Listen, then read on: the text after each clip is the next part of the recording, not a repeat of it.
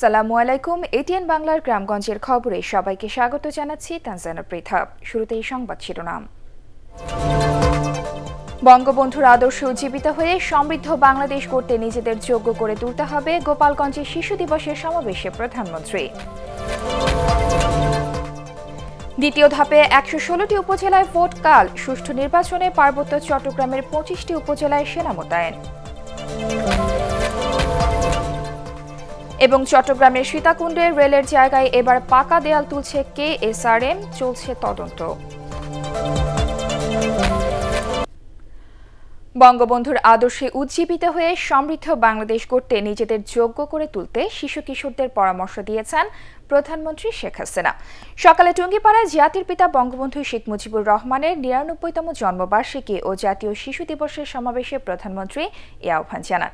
এর আগে বঙ্গবন্ধুর সমাধিতে রাষ্ট্রীয় শ্রদ্ধা নিবেদন করেন রাষ্ট্রপতি আব্দুল হামিদ এবং প্রধানমন্ত্রী শেখ হাসিনা। স্থানীয় প্রতিনিধি চৌধুরী হাসান মাহমুদকে সাথে নিয়ে টুঙ্গিপাড়া থেকে নিয়াজ জামান সজীবের রিপোর্ট। ছবি তুলেছেন কৃষ্ণদে আকাশ।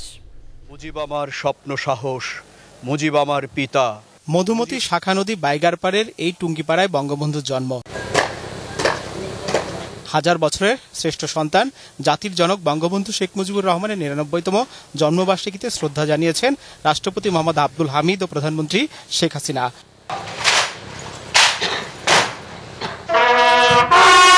সশস্ত্র বাহিনীর একটি চৌকস দল সশস্ত্র সালাম জানায় জাতির পিতাকে। বঙ্গবন্ধু ও তার পরিবারের সদস্যদের আত্মার শান্তি কামনায় করা হয় বিশেষ মোনাজাত। তাকে আপনি বেহেশতের অতি সম্মানিত স্থানে অধিষ্ঠিত করুন। ছোট বোন শেখ রেহানা সহ পরিবারের সদস্যদের নিয়েও শ্রদ্ধা জানান বঙ্গবন্ধু কন্যা শেখ হাসিনা। পরে আওয়ামী লীগ সভাপতি হিসেবে কেন্দ্রীয় নেতাদের নিয়ে সমাধিসৌধে ফুল দেন তিনি।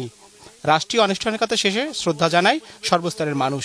যে মানুষটির একক নেতৃত্বে ১৯৭১ সালে মহান মুক্তিযুদ্ধে ঝাঁপিয়ে পড়েছিল পুরো বাঙালি জাতি, ছিনিয়ে নিয়েছিল মহান স্বাধীনতা, সেই মানুষটি বঙ্গবন্ধু, জাতির পিতা, টুঙ্গিপাড়ার খোকা, সাধারণ মানুষের ভালোবাসায় হয়ে উঠেছিলেন বঙ্গবন্ধু, জাতির জনক, সর্বকালের সর্বশ্রেষ্ঠ বাঙালি। স্বাধীনতার এত বছর পরেও তার দেখানো পথেই এগিয়ে চলেছে বাংলাদেশ। এরপর শিশু সমাবেশে যোগ দেন শেখ হাসিনা। বঙ্গবন্ধুকে লেখা চিঠি নামে একটি বইয়ের মোড়ক উন্মোচন করে জাতির পিতার জীবনের নানা দিক তুলে ধরেন তিনি। প্রধানমন্ত্রী বলেন, উন্নত সমৃদ্ধ বাংলাদেশ গড়তে এখন থেকেই নিজেদের যোগ্য করে গড়ে তুলতে হবে। আমরা দুটি বোন আমাদের সবকিছু উৎসর্গ করে দিয়েছি জনগণের জন্য, জনগণের কল্যাণে। দেশের মানুষ যদি ভালো থাকে, উন্নত জীবন পায়, সেটাই আমাদের সব থেকে বড় পাওয়া। আর সে কারণেই আমরা দেশের জন্য কাজ করে যাচ্ছি যে এই বাংলাদেশকে গড়ে তুলব উন্নত সমৃদ্ধ দেশ হিসেবে, যেন আজকে শিশু আগামী দিনে সুন্দর একটা ভবিষ্যৎ পায়, সুন্দর একটা জীবন পায়, সেই লক্ষ্য সামনে রেখেই কাজ করে যাচ্ছি। আমাদের শিশুরা যেন তারা এই আধুনিক প্রযুক্তির সাথে তাদের সম্পর্ক গড়ে ওঠে।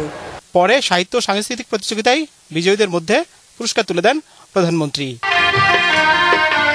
বইমেলা উদ্বোধন করে বিশেষ চাহিদা সম্পন্ন শিশুদের আঁকা বঙ্গবন্ধু ও বাংলাদেশ শীর্ষক চিত্র প্রদর্শনী ঘুরে দেখেন তিনি।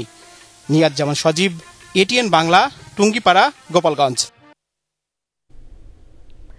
নানা আয়োজনে সারা দেশে উদযাপিত হচ্ছে বঙ্গবন্ধুর ৯৯তম জন্মবার্ষিকী ও জাতীয় শিশু দিবস। সাভারে র্যালি, আলোচনা সভা ও কেক কাটার আয়োজন করা হয়। এ উপলক্ষে উপজেলা চত্বরে বঙ্গবন্ধুর প্রতিকৃতিতে শ্রদ্ধা জানান দুর্যোগ ব্যবস্থাপনা ও ত্রাণ প্রতিমন্ত্রী ডক্টর এনামুর রহমান। আলোচনা সভা শেষে শিশুদের চিত্রাঙ্কন প্রতিযোগিতায় বিজয়ীদের মধ্যে পুরস্কার বিতরণ করা হয়। চট্টগ্রামের সিটি কর্পোরেশন প্রাঙ্গণে বঙ্গবন্ধুর প্রতিকৃতিতে পুষ্পমাল্য অর্পণ করেন সিটি মেয়র আজম নাসির উদ্দিন। জেলা শিল্পকলা একাডেমিতে কেক কেটে কর্মসূচি উদ্বোধন করেন বিভাগীয় কমিশনার আব্দুল মান্নান। চট্টগ্রাম প্রেস ক্লাবের উদ্যোগে বঙ্গবন্ধুর প্রতিকৃতিতে পুষ্পমাল্য দিয়ে শ্রদ্ধা জানান ক্লাব সভাপতি আলী আব্বাস সহ অন্যান্যরা। এছাড়া বিভিন্ন রাজনৈতিক, সামাজিক ও সাংস্কৃতিক সংগঠনের পক্ষ থেকে দিবসটি পালন করা হয়। বরিশালে বঙ্গবন্ধুর প্রতিকৃতিতে পুষ্পস্তবক অর্পণ, আনন্দ র্যালি, শিশু সমাবেশ, আলোচনা সভা ও শিশুদের চিত্রাঙ্কন প্রতিযোগিতার আয়োজন করা হয়। অশ্বিনী কুমার হল চত্বরে বঙ্গবন্ধুর প্রতিকৃতিতে শ্রদ্ধা জানান সিটি কর্পোরেশনের মেয়র সেরনিয়াবাদ সাদিক আবদুল্লাহ সহ বিভিন্ন সামাজিক ও সাংস্কৃতিক সংগঠনের নেতাকর্মীরা। এছাড়া সকল ধর্মীয় প্রতিষ্ঠানে জাতির শান্তি ও সমৃদ্ধি কামনায় দোয়া ও প্রার্থনার আয়োজন করে জেলা প্রশাসন। খুলনায় উপলক্ষে সিটি মেয়র তালুকদার আব্দুল খালেকের নেতৃত্বে র্যালি বের হয়ে বিভিন্ন সড়ক প্রদক্ষিণ করে। পরে বাংলাদেশ বেতারের খুলনা আঞ্চলিক কার্যালয়ে বঙ্গবন্ধুর প্রতিকৃতিতে পুষ্পমাল্য অর্পণ করা হয়। এছাড়া জেলা ও মহানগর আওয়ামী লীগ, জেলা প্রশাসন এবং সমাজসেবা অধিদপ্তর সহ বিভিন্ন সংগঠন দিবসটি পালন করে। রাজশাহীতে মহানগর আওয়ামী লীগ কার্যালয়ে বঙ্গবন্ধুর প্রতিকৃতিতে শ্রদ্ধা নিবেদনের মধ্য দিয়ে কর্মসূচির সূচনা হয়। পরে মহানগর আওয়ামী লীগ কার্যালয় থেকে বের করা হয় শোভাযাত্রা। রাজশাহী সিটি কর্পোরেশনের মেয়র AHM খায়রুজ্জামান লিটন শোভাযাত্রায় নেতৃত্ব দেন। এছাড়া জেলা প্রশাসন আলোচনা সভা, শিশু সমাবেশ, রচনা প্রতিযোগিতা ও দোয়া মাহফিলের আয়োজন করে। কুমিল্লায় উপলক্ষে নগর উদ্যানে বঙ্গবন্ধুর মুরালে পুষ্পস্তবক অর্পণ করেন সংসদ সদস্য ও মহানগর আওয়ামী লীগের সভাপতি আকম বাহাউদ্দিন বাহার, জেলা ও পুলিশ প্রশাসন সহ বিভিন্ন রাজনৈতিক এবং সামাজিক সংগঠনের নেতাকর্মীরা। পরে টাউন হলে অনুষ্ঠিত হয় আলোচনা সভা। যশোরে বঙ্গবন্ধুর মুরালে পুষ্পস্তবক অর্পণ, র্যালি, আলোচনা সভা ও সাংস্কৃতিক অনুষ্ঠানের আয়োজন করা হয়। সকালে শহরের দড়াটানা বকুলতলা মোড়ে বঙ্গবন্ধুর মুরালে প্রথমে পুষ্পস্তবক অর্পণ করেন সংসদ সদস্য কাজী নাবিল আহমেদ। পরে জেলা ও পুলিশ প্রশাসন সহ বিভিন্ন সংগঠনের পক্ষ থেকে শ্রদ্ধা জানানো হয়।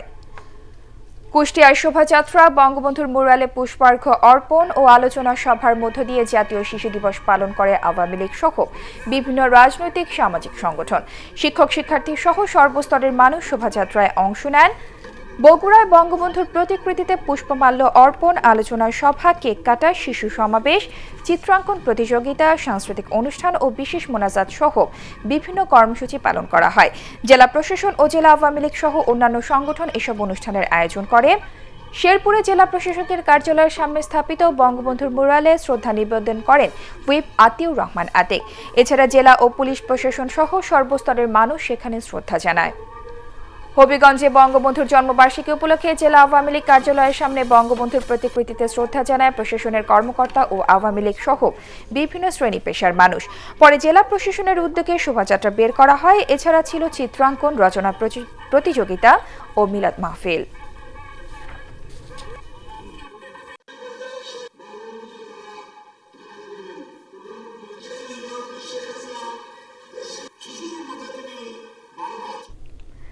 কাল অনুষ্ঠিত হবে উপজেলা পরিষদের দ্বিতীয় ধাপের নির্বাচন। একযোগে 16 জেলার 116টি উপজেলায় সকাল 8টায় ভোট গ্রহণ শুরু হয়ে চলবে বিকেল 4টা পর্যন্ত।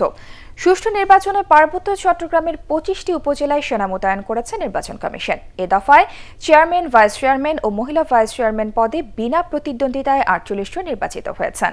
বিস্তারিত একরামুল হক সায়েমের রিপোর্টে। প্রচারণা শেষে এখন ভোটের লড়াই।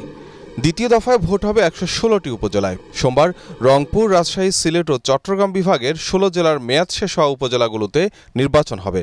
এ দফার নির্বাচনে ভোটার সংখ্যা 1,79,00,000-এর বেশি।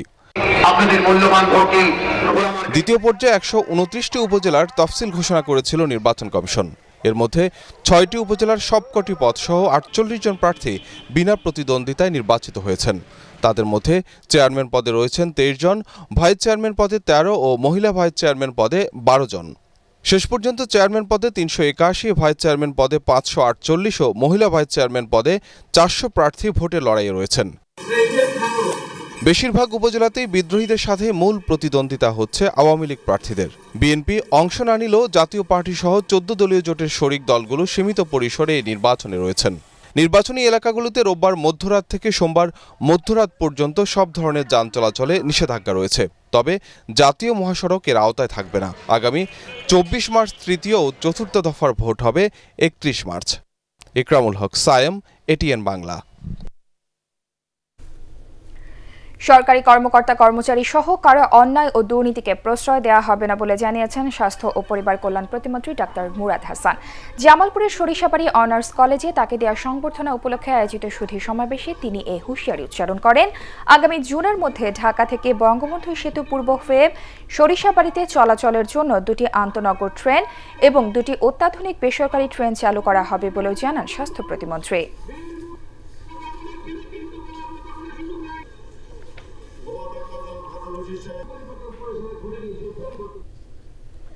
15 বছরেও কাটেনি নারায়ণগঞ্জের ফতুল্লার ইসদায় সরকারি প্রাথমিক বিদ্যালয় মাঠের জলাবদ্ধতা। শিক্ষক, শিক্ষার্থী ও অভিভাবকদের দীর্ঘদিনের দাবির মুখেও স্কুল প্রাঙ্গণের এই দুরবস্থা নিরসনের কোনো উদ্যোগ নেওয়া হয়নি। তারা বলছেন ডিএনটি বাঁধ এবং রেল লাইন নির্মাণের কারণে এই জলাবদ্ধতা তৈরি হয়েছে। নারায়ণগঞ্জ থেকে আব্দুল সালামের রিপোর্ট, জানাচ্ছেন মাহবুবুল আলম। স্কুলের বেঞ্চ দিয়ে অভিনব পন্থায় তৈরি এই সেতু নারায়ণগঞ্জের ফতুল্লার ইসদাইর সরকারি প্রাথমিক বিদ্যালয়ের যাতায়াতের একমাত্র পথ। তিনতলা এই নতুন ভবন দূর থেকে ঝকঝকে মনে হলেও বিদ্যালয় প্রাঙ্গণে জলাবদ্ধতার কারণে ছাত্রছাত্রীদের চলাচল কঠিন হয়ে পড়েছে। 2004 সাল থেকে এই দুর্ভোগ পোহাচ্ছে স্কুলের শিক্ষক শিক্ষার্থীরা। আসার সময় অনেক ঠেলাঠেলি হয়, আমরা আসতে পারি না, কেউ যদি পড়ে যায় তাহলে হবে, পানিতে পড়ে যাবে। পানির জন্য আমরা সমাবেশ করতে পারছি না, তা পিটি করতে পারছি না এবং খেলাধুলা করতে পারছি না, ঠিক মতন টয়লেটে যেতে পারছি না। 1973 সাল থেকে প্রতিষ্ঠিত হওয়া সরকারি এই স্কুলে প্রাক শিশু শ্রেণী থেকে পঞ্চম শ্রেণী পর্যন্ত 645 জন শিক্ষার্থী আছে। 14 জন শিক্ষক নিয়ে পরিচালিত হচ্ছে ইসদাইর সরকারি প্রাথমিক বিদ্যালয়। ডিএনডি বাঁধ পুনর্নির্মাণ এবং নতুন রেল লাইন নির্মাণের কারণেই স্কুল প্রাঙ্গণে এই জলাবদ্ধতার সৃষ্টি হচ্ছে বলে জানান স্কুল পরিচালনা কমিটির কর্মকর্তারা। আগে ছিল ড্রেনেজ ব্যবস্থা একটা ছিল, পাইপ লাগানো ছিল ওই যে আর্মি সেনাবাহিনীর ইয়ের ভিতরে, তো ওরা ওইটা বন্ধ করে দিচ্ছে। ওই যে রেল লাইন করতে হচ্ছে, রেল লাইন এখানে খাল একটা ড্রেন ছিল বড়, এটা এখন বন্ধ হয়ে গেছে। এখন আমাদের পুরো মেন সমস্যা হয়ে পড়েছে। এই দুর্ভোগের ব্যাপারে জেলা প্রাথমিক শিক্ষা অফিসার জানালেন উচ্চ পর্যায়ে বিষয়টি অবহিত করা হয়েছে, শিগগিরই ব্যবস্থা নেওয়া হবে। তো আমরা বিষয়টি ঊর্ধ্বতন কর্তৃপক্ষকে জানিয়েছি এবং এটার জন্য বরাদ্দ চেয়েছি। এছাড়াও মাননীয় মেয়র মহোদয় এখানে আছেন, তার কাছে আমরা যোগাযোগ করেছি। আগামী বর্ষার আগেই শিক্ষক শিক্ষার্থীরা যাতে এই জলাবদ্ধতার ভোগান্তি থেকে মুক্তি পায় সেজন্য ব্যবস্থা নিতে প্রশাসনের কাছে দাবি জানিয়েছেন এলাকাবাসী। Bureau report, ATN Bangla. ঝালকাঠির রাজাপুরের আঞ্চলিক মহাসড়ক সংস্কারে অনিয়মের প্রতিবাদে মানববন্ধন কর্মসূচি পালন করেছে বিক্ষুব্ধ এলাকাবাসী। সকালে উপজেলার বাইপাস মোড় এলাকায় মানববন্ধনে বিভিন্ন শ্রেণী পেশার মানুষ অংশ নেন। কর্মসূচি চলাকালে বক্তারা অনিয়মের বিষয়টি খতিয়ে দেখে জড়িতদের বিরুদ্ধে দ্রুত ব্যবস্থা নেওয়ার দাবি জানান।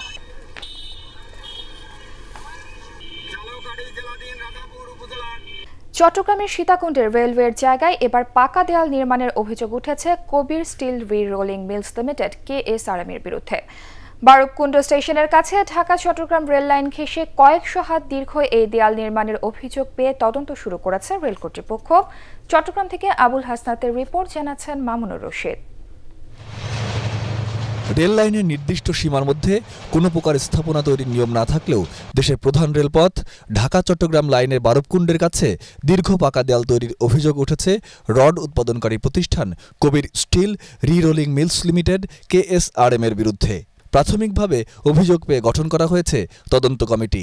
রেলওয়ে পূর্বাঞ্চলের মহাব্যবস্থাপক সৈয়দ ফারুক আহমেদ সহ ভূসম্পত্তি বিভাগের কর্মকর্তারা সম্প্রতি কয়েক দফা ঘটনাস্থল পরিদর্শন করেন। রেলওয়ে পূর্বাঞ্চলের বিভাগীয় ভূসম্পত্তি কর্মকর্তা কিসিঞ্জার চাকমা টেলিফোনে জানান কতটুকু জায়গা দখল হয়েছে তার নির্ণয়ে কাজ চলছে। RS এবং BS খতিয়ান সমন্বয় করে রেলের সীমানা নির্ধারণ হবে। রেলের জায়গা দখলে নিলে অবশ্যই তা দখলমুক্ত করা হবে বলেও জানান এই কর্মকর্তা। ওখানে মেজারমেন্টগুলো নিয়ে আসা হয়েছে, ওই অ্যাকুইজিশন নকশার সাথে মিলিয়ে ওগুলো আমাদের কানুন এবং সার্ভেয়াররা মেপে আমাদেরকে রিপোর্ট দিবে। ওটা রিপোর্টটা পেলে যদি ভিতরে রেল ভূমির ভিতরে হয়ে থাকে তাহলে কত ফিট ভিতরে সেই জিনিসগুলো বের হবে, আর যদি না হয়ে থাকে সেটাও বের হবে আর কি। রিপোর্টটা কিন্তু আমরা সময় বেঁধে দিয়েছিলাম যে 3-4 দিনের ভিতরে দিয়ে দিতে হবে। এর আগে গত বছর একই এলাকায় রেলের জায়গা অবৈধভাবে দখল করে কাঁটাতারে বেড়া দিয়েছিল KSRM। পরে রেলওয়ে কর্তৃপক্ষের নির্দেশে তা সরিয়ে নিতে বাধ্য হয়েছিল প্রতিষ্ঠানটি। এছাড়াও KSRM এর বিরুদ্ধে ওই এলাকায় 100 বছরের পুরনো পাহাড়ি পথ রাজা আম্বিয়া ঢালা সড়ক দখলেরও অভিযোগ রয়েছে। সড়কটি উদ্ধারে স্থানীয় গ্রামবাসী আদালতে মামলা দায়ের করা ছাড়াও নানা প্রতিবাদ কর্মসূচি পালন করে। Bureau report, ATN Bangla. সমাজের হতদরিদ্র ও সুবিধাবঞ্চিত প্রবীণ জনগোষ্ঠীর জন্য বয়স্ক ভাতা চালু করেছে আদ্দিন ওয়েলফেয়ার সেন্টার। PKSF এর সহযোগিতায় গত বছরের ডিসেম্বর থেকে এই কর্মসূচি চালু করা হয়েছে। প্রাথমিক পর্যায়ে যশোর ও মাগুরার 2টি উপজেলার 150 জনকে এই ভাতা দেওয়া হচ্ছে। যশোর থেকে শাহনারা বেগমের রিপোর্ট, জানাচ্ছেন হুমায়ুন চিশতি। দুস্থ ও সুবিধাবঞ্চিত জনগোষ্ঠীর সামাজিক নিরাপত্তায় সরকারের বিভিন্ন উদ্যোগের পাশাপাশি বয়স্ক ভাতা চালু করেছে আদ্দিন ওয়েলফেয়ার সেন্টার। গত ডিসেম্বর থেকে যশোর ও মাগুরার 2টি উপজেলায় এই কার্যক্রম শুরু করা হয়েছে। প্রতি মাসে জনপ্রতি 600 টাকা করে মোট 150 জনকে এ ভাতা দেওয়া হচ্ছে। আগে কৃষক চাষি কাজ করতাম, পরিবার ছেলে পেলে আছে, তারা পয়সা করে দেয় না। 7 দিনেতে 10 ভাতা এসেছি, 2400 টাকা পাইছি, আমি উপকার হয়েছি, আমার যে ঔষধ কিনে খাই আমি। এই টাকা দিয়ে শাশুড়ির ওষুধ পানি আনি। প্রবীণদের এই কর্মসূচি যেন সারা জীবন চালু থাকে। চলতি অর্থ বছরে ভাতা গ্রহীতার সংখ্যা বাড়ানোর উদ্যোগ নিয়েছেন তারা। এ ধারাবাহিকতায় মাগুরা জেলার কাদিরপাড়া ইউনিয়নে 75 জনকে এ ভাতা দেওয়া হচ্ছে। এ উপলক্ষে আয়োজিত অনুষ্ঠানে 8 দিনের উন্নয়নমূলক কর্মসূচিগুলোর প্রশংসা করেন বক্তারা। বেশ কিছু বয়স্ক মানুষ আপনারা আছেন, আপনাদের তারা একটা ভাতা প্রদান কর্মসূচি তারা গ্রহণ করেছে, এটা নিশ্চয়ই একটি ভালো উদ্যোগ। 8 দিন ওয়েলফেয়ার সেন্টারের পক্ষ থেকে জানানো হয়, প্রবীণদের নিয়ে সব কর্মসূচি চলমান থাকবে। তাদের বিনোদনের জন্য ক্লাব ঘর তৈরির পাশাপাশি নিয়মিত চিকিৎসার ব্যবস্থা করা হবে। ওই প্রবীণ সেন্টারে প্রবীণদের জন্য খেলাধুলার সামগ্রী, পত্রিকা পড়া, টেলিভিশন দেখা সহ প্রতি মাসে একবার করে ডাক্তার বসবে। তাদের শারীরিক সমস্যাগুলো ওখানে দেখা হবে, যাতে প্রবীণদের জীবনমান উন্নয়ন হয়। পল্লী কর্মসহায়ক ফাউন্ডেশন PKSF এর সহায়তায় 2013 সাল থেকে বিভিন্ন কর্মসূচি পালন করে আসছে 8 দিন welfare centre. Bureau report, ATN Bangla. দর্শক, এই ছিল গ্রামগঞ্জের খবরে। পরবর্তী সংবাদ দেখার আমন্ত্রণ জানিয়ে শেষ করছি। এছাড়া ATN বাংলা সংবাদ ইউটিউবে দেখতে ব্রাউজ করুন www.youtube.com/ATNTubeNews। সাবস্ক্রাইব করে ATN বাংলার সাথেই থাকুন।